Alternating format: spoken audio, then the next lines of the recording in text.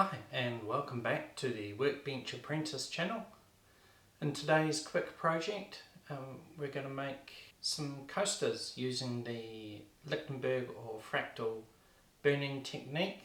It's quite a controversial method, so we'll talk about some safety features. But first I'll show you the piece of wood that we've got. So we've got this piece of remu that we're going to use. It's got a very straight sort of grain in it. So we'll see how that goes. We'll get out the burner and I'll explain a bit about that. So this is the burner that I made. It has two sections. This is the plug and the electrodes. The thing with these things is that they are incredibly dangerous, and people have been killed using these things. So I have put in a couple of safety features in here to make it easier, safer for me. So I've got just a standard switch on the top to switch it on and off, but I also have these switches. So this is one switch here and there's one on the other side. These switches are what's known as normally open, which means that the switch is like normally in the off position. So in order to turn it on, you have to push it in and hold it. This is big enough that I cannot get my hand to both switches, so I have to be here at the box with two hands, and I have to hold both buttons in at the same time. So this means that I can't be holding on to the electrodes, or can't be anywhere in the vicinity of the electrodes. So yes, so that's how we work. That's how I work my machine. Most of the machines I've ever seen have been homemade, just like this one, with from a transformer that's used in a microwave. There are plenty of YouTube channels that show how to make these things.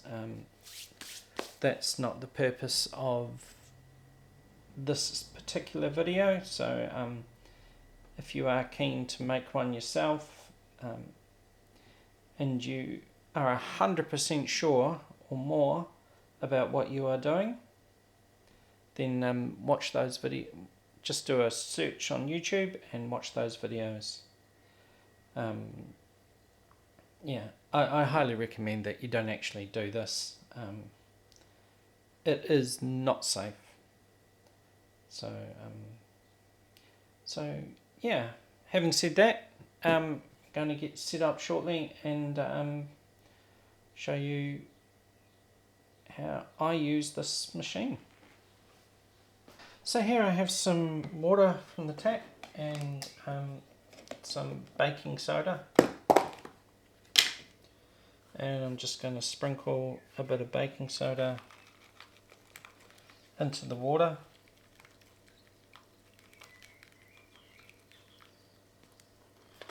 Probably be enough, and then we will stir that up with the brush, get it all dissolved.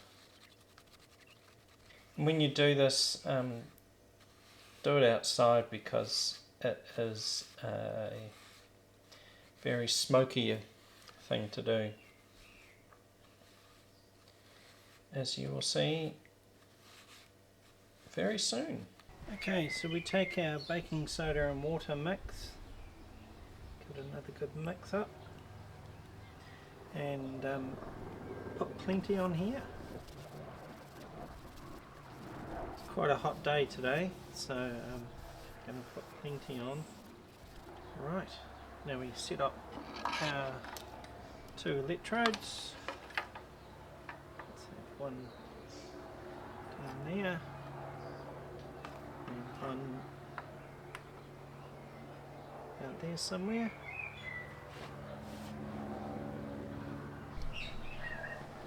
Okay, make sure our switch is in the off position. Plug it in. Just check that our electrodes are in position, and then turn it on here, and then we can push these 2 buttons in. It's at this point that I stuffed up the filming of the current moving through the wood, creating a burning path. This is some footage recorded last year that shows the burning process. This is why the piece I've used for the coasters in this video looks different to the piece you see here. Sorry for any confusion. If you find you have an audience watching you do this in your driveway, please make sure they and their animals stay a safe distance away. Remember, any slip or mistake will be your last, as this can kill you.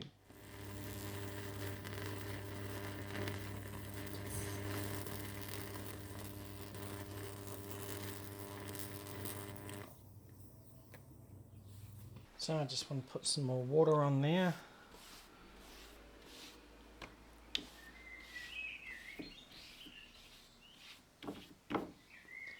Just to wet it so that when I put the weights on it, it will squash flat.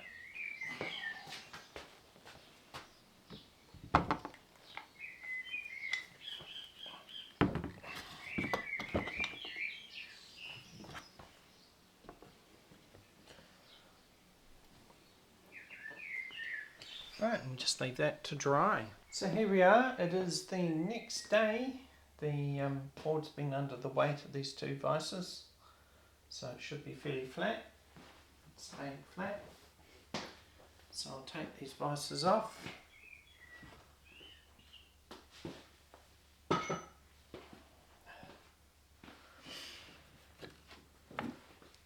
So next thing to do is to clean out the main grooves, and I'm going to do that with a worn out wire brush. So the main track is where the bulk of the flames were, and the longer you leave it flaming, the deeper the groove. So what I'm going to do is it's just getting out all the burnt wood.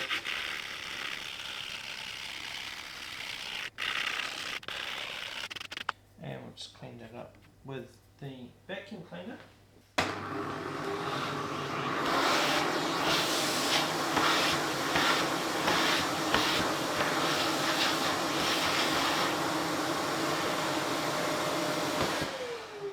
So hopefully you can see that there's quite a deep channel here, and there's shallower channels which branch off. So I'm going to clean the rest of this out with the wire brush, and we'll come back when that is all done. Right, so you can see here it's quite a deep channel, which is going to be great because it's going to be nice and wide, and the resin that we put in here will really stand out. So the next thing I think we need to do is to just clean the surface up a bit. Yeah, I don't want that dark. I want it to lighten up a bit, so we'll sand it.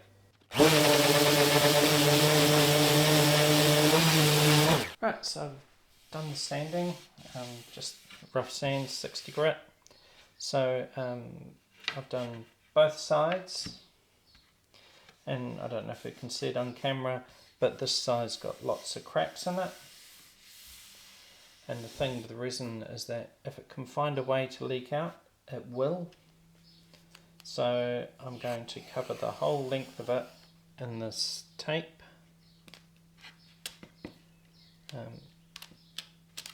because the last thing I want is resin all over my garage floor. So I'll just carry on and do the rest of it. Right, I've got my two measuring containers here. I've got my main container, and the colour I've decided to go for is called Sky Blue. So Sky Blue looks quite nice against the Remu, so here we go, mix it all up. So one into one container. That should be enough of that. So that's one in there.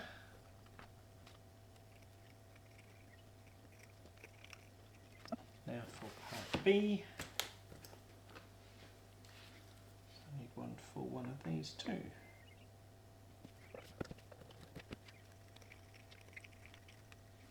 Okay, and then mix the two together.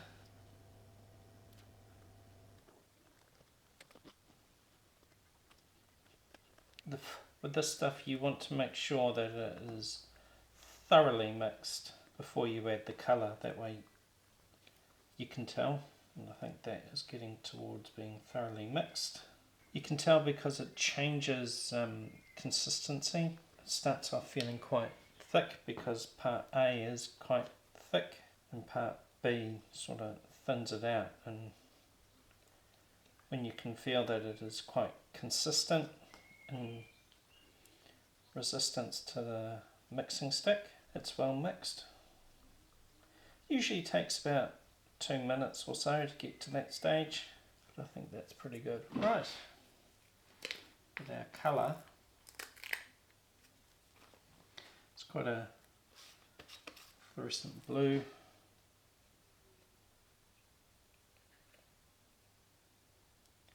And that is probably all we need.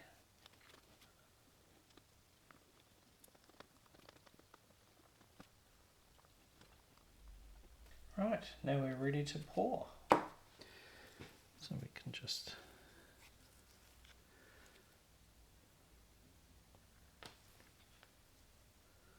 gently pour it in.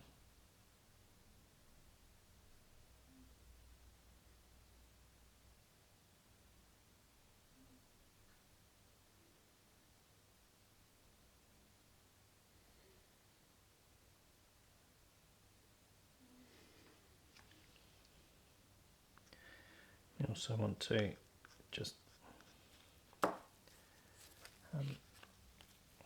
spread a bit along here.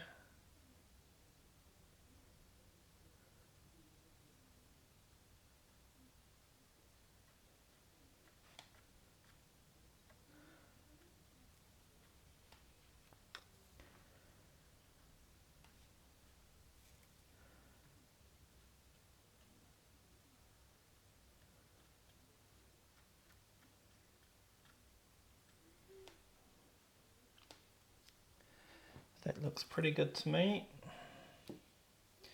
It's just a bit full of air bubbles, but we can use the heat gun to take care of that.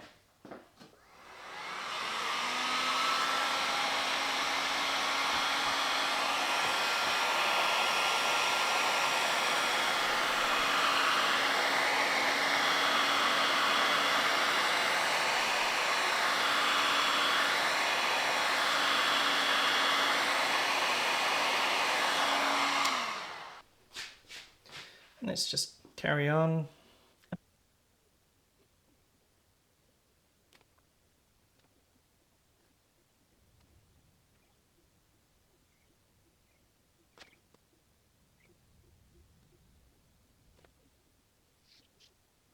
I'm just making sure I get all the little branches that go off the main line.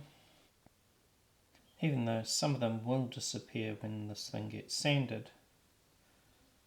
You never really know which ones will do that. Disappear, that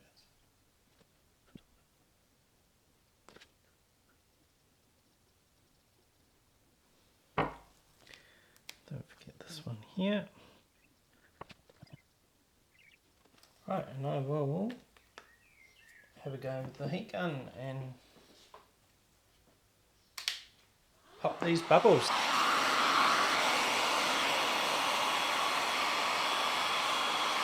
Okay, well that looks pretty good to me. Oh, there's a few spots there that hopefully don't mean a leak, but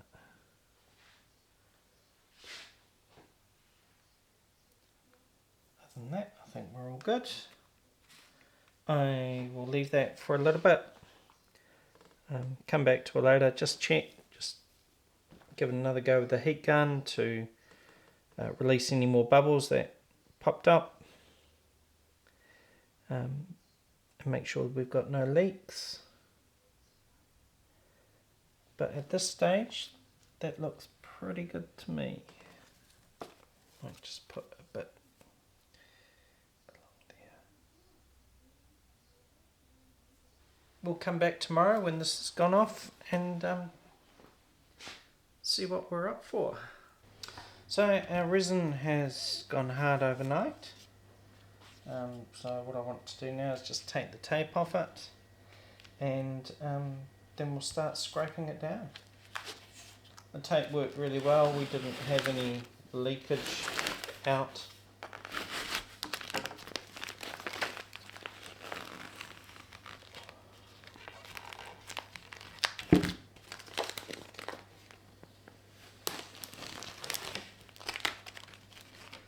So that was all very good.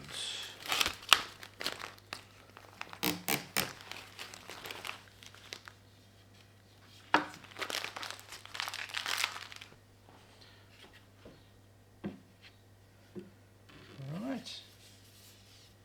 So I'm just going to start scraping the bulk of this off. And the reason you'd use the scraper instead of just straight sandpaper is that the resin really clogs the sandpaper up very quickly. So this way it's better, and then you just leave the sanding for when you're sanding both the resin and the wood at the same time. So there we go, we'll keep going off camera until we've got that all the way down. Right, so I've gone about as far as I really want to go with the scraper.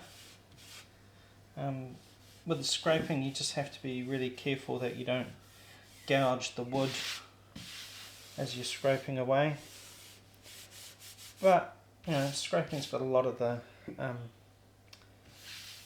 resin off. So next step is to use the sander.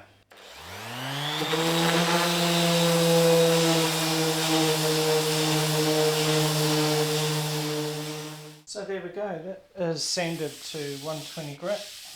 It's nice and smooth, but we're not done yet. The shadowing that you can see here and along here is from either the baking soda and water or the resin soaking into the wood. I'll show you in a close-up. So here you can see it's just like a darker shadow. Not sure how you can get that out. Yeah, you could try bleaching it, but that'll take the warm colour out of this piece of Remu, so we might just have to live with it. Anyway, I need to pop the grain on this by using a damp rag, and then I'm going to resand it down to 240 grit paper, so it'll be nice and smooth.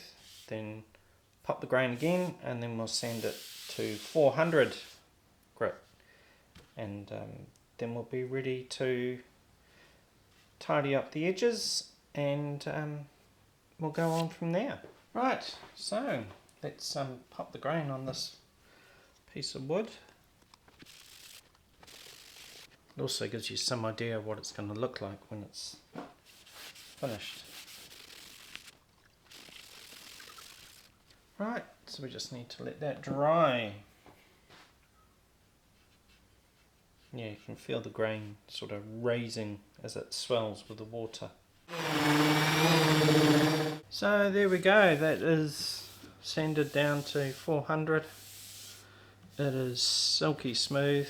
Yeah, so next thing is to chop this off on the table saw.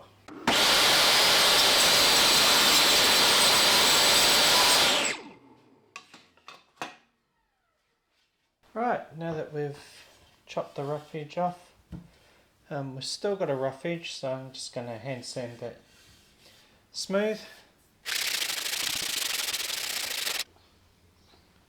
Right, now I think the next job is to chop it up into the individual clusters. So we'll do that with the cross-cut sleeve. Right, just going to chop off the end there just to make sure it's all square. Don't need to chop much off. Then I'm going to set up a stop lock and we'll make all of these coasters the same size.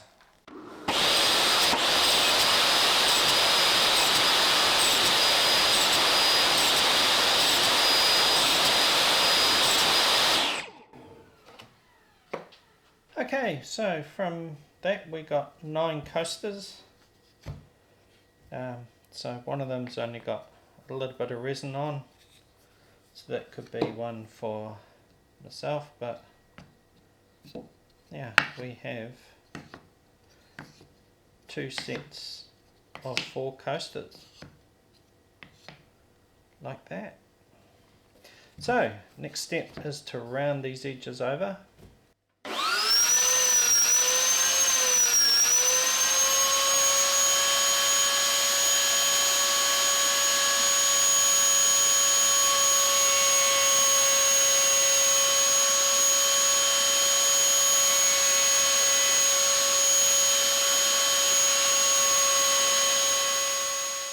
So while routing the coasters, we got some scratching, I think from one of the screws, so these are all going to have to be resanded.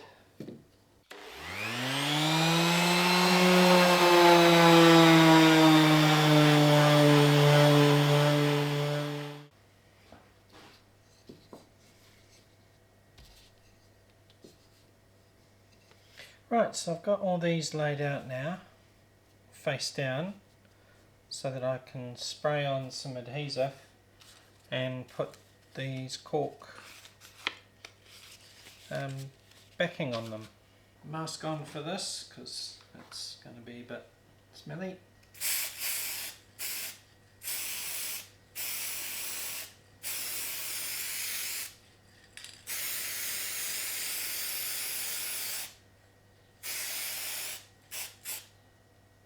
That's for that.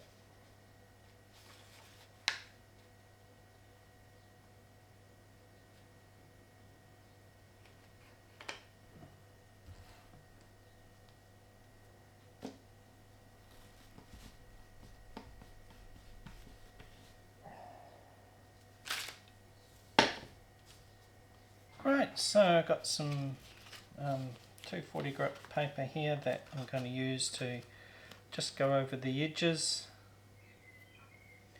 and yeah, I might see if I can trim that off a bit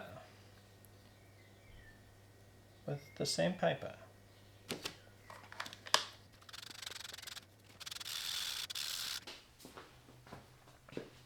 Right, so for the next step is to put the finish on. I'm going to use this product called True Oil, normally used on gun stocks. And so I'm just going to make up a wee little application ball thing. Found this is the easiest way to apply this stuff.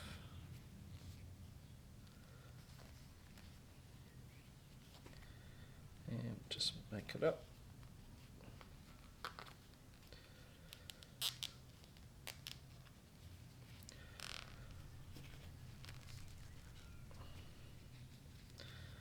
There we go. And that'll So this stuff's really easy to apply, straight from the bottle. So, and especially on this Remo, it gives a really nice finish. Let's get into it.